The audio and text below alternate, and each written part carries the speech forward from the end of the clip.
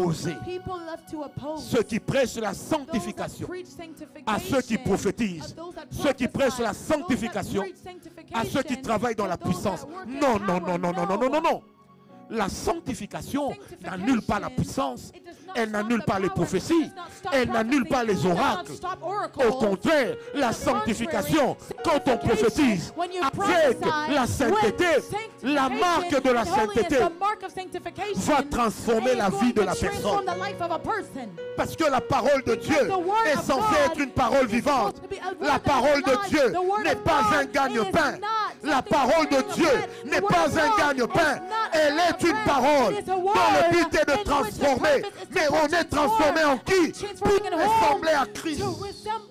Ce matin, je voudrais que nous puissions parler sur les exigences de la présence de Dieu. Je voudrais en donner 7 si le temps le permet. Vous savez, j'ai toujours été tarabiscoté par une chose. C'est celle de voir des gens démontrer la puissance de Dieu, prophétiser, faire des miracles, mais ne pas libérer la présence de Dieu. Ça m'a toujours dérangé. Parce que le diable peut imiter beaucoup de choses, mais il est difficile que le diable imite la présence de Dieu. Je dis toujours à mes fils, Dieu n'est pas que dans le résultat, mais Dieu est dans la procédure. Dans les résultats, le diable peut aussi donner. J'ai vu des gens prophétiser, mais terminer dans mon bureau dans une délivrance. Pourquoi?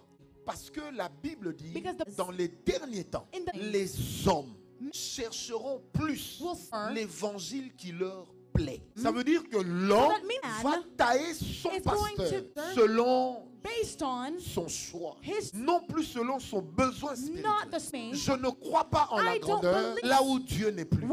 Et cette génération souffre d'un problème sérieux. C'est de voir des gens qui démontrent l'onction, qui ont la grâce, mais qui vivent dans le désordre. C'est anormal de mélanger Dieu avec le paganisme.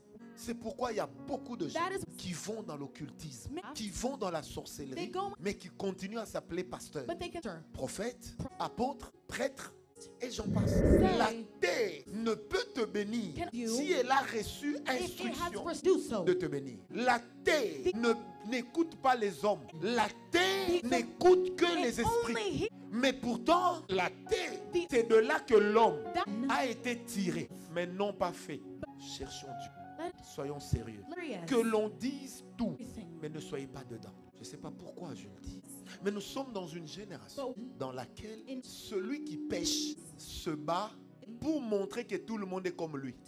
Quand un pasteur tombe, on est content de partager. Il est aussi tombé. Un jour, quelqu'un m'a envoyé dire, prof, regarde, lui aussi il est tombé. J'ai dit, c'est normal. Il t'a rejoint.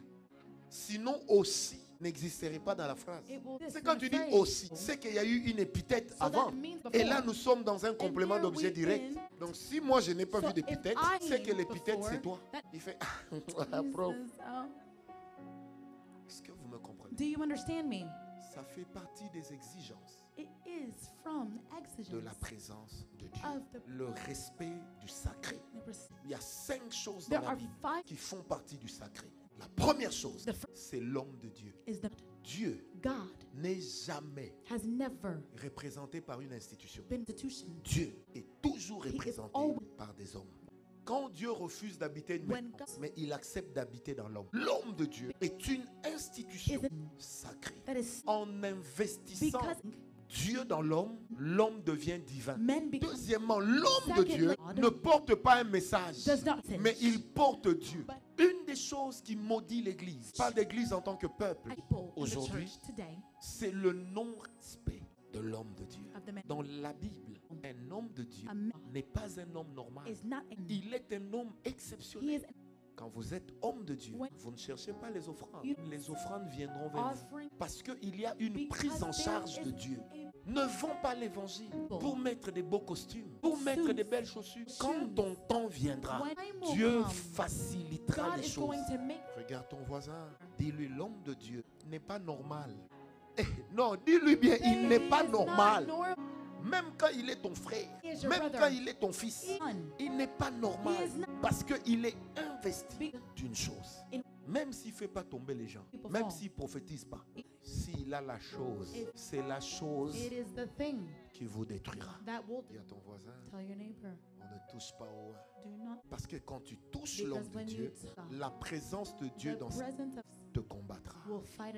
La deuxième chose qui est sacrée, ce sont les objets sacerdotaux. Savez-vous pourquoi des fois dans les églises, les sorciers, quand ils entrent, ils aiment bien entrer dans des départements qui les mettent en contact avec les histoires de l'église? Avec les paniers, la chair, les micros, la propreté, les chaises. Parce qu'ils comprennent ce que nous, on ne comprend pas. Alors si tu prends ça, tu ramènes dans ta maison, sache que tu as ramené l'onction de l'église chez toi. Par conséquent, s'il n'est pas dans son endroit, il amènera la malédiction. Écoutez, je vais vous enseigner un principe. Cela est dans 1 Samuel 3. Lorsqu'on a volé l'arche, l'arche partit. Mais quand le Dieu de l'arche est descendu dans l'arche, il a constaté que l'arche était chez Dagon. Il a détruit Dagon. Il est revenu le lendemain. Parce que Dieu n'habitait pas dans l'arche. Mais Dieu descendait sur l'arche parce que l'arche était un autel. Et quand Dieu descend sur l'arche, il regarde à gauche, à droite, il voit Dagon. Il émite Dagon. On enlève l'arche, on l'envoie ailleurs. La Bible dit les princes des Philistins furent frappés d'hémorroïdes. Et l'un d'eux dira, le Dieu d'Israël est un Dieu compliqué. Ils ont fait des souris d'or. Ils ont mis sur l'arche. Ils ont tabassé les animaux. Ils se sont dirigés tout droit à Jérusalem. Qui leur avait dit que c'est là-bas que ça doit aller? Qui a guidé les animaux?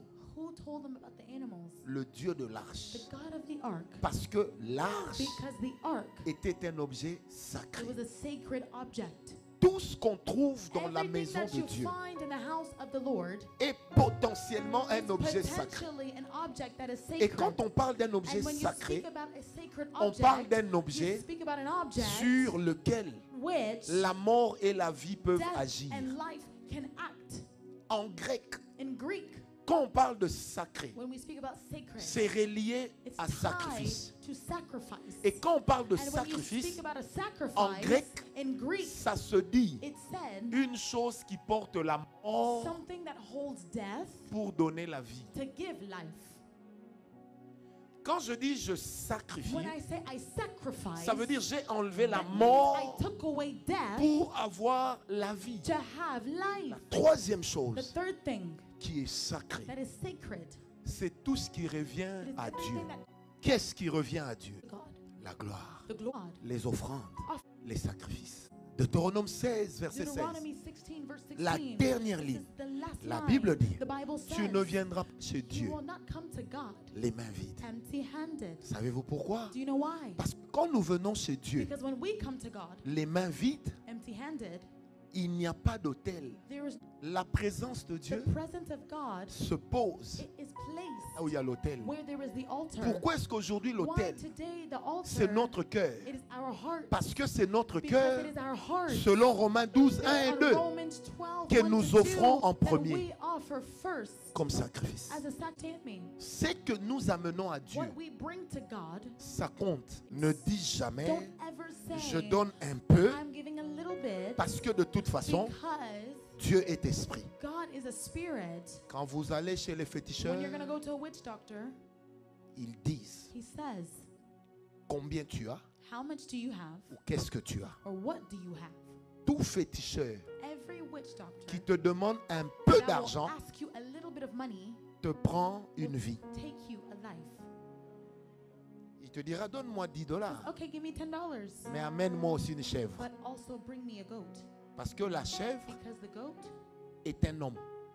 Il va te dire donne-moi $1 symbolique, mais amène-moi aussi une chemise que tu as portée. le $1 symbolique lui permet d'entrer dans ta vie, et la chemise qui porte ta sueur lui permet de posséder ta vie. De sorte que quand tu vas mourir, avant ton temps, ne pouvant pas entrer dans le séjour des morts, quand tu deviens un esprit errant, lui va te récupérer, tu vas voler pour lui. Dis à ton voisin, c'est que tu donnes compte. Ces choses font partie du sacré. La dernière chose qui est sacrée quand nous sommes chez Dieu, c'est le respect de la présence de Dieu. Dites à vos enfants, parlez anglais, respectez la Bible. Dieu a parlé anglais avant vous. Quand les gens me disent qu'aux États-Unis c'est comme ça, je vais vous dire ce que vous ne savez pas. C'est que même aux États-Unis, certaines choses que vous faites, ce sont des choses que font les gens de basse classe.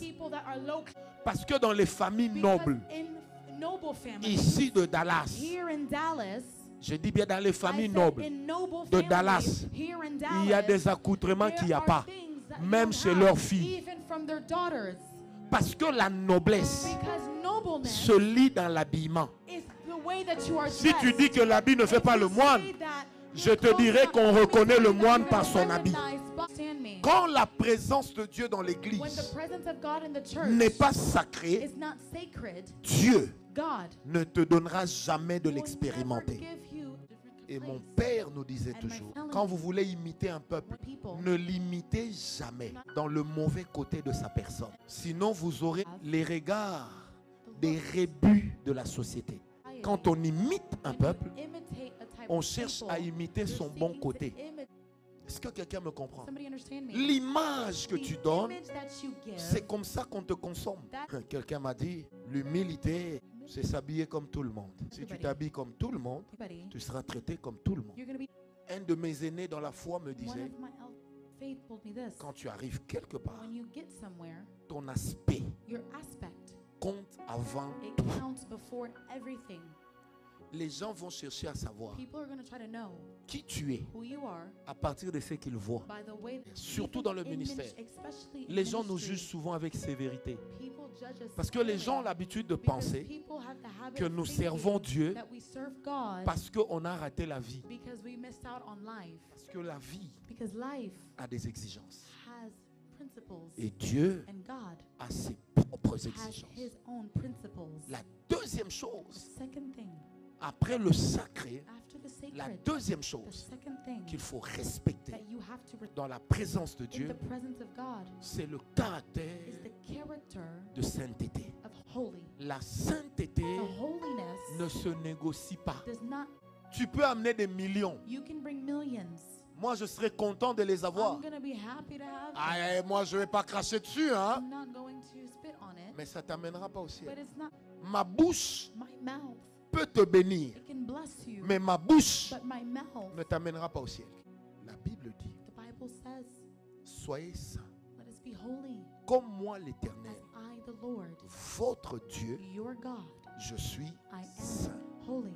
La sanctification n'est pas une option, c'est une obligation.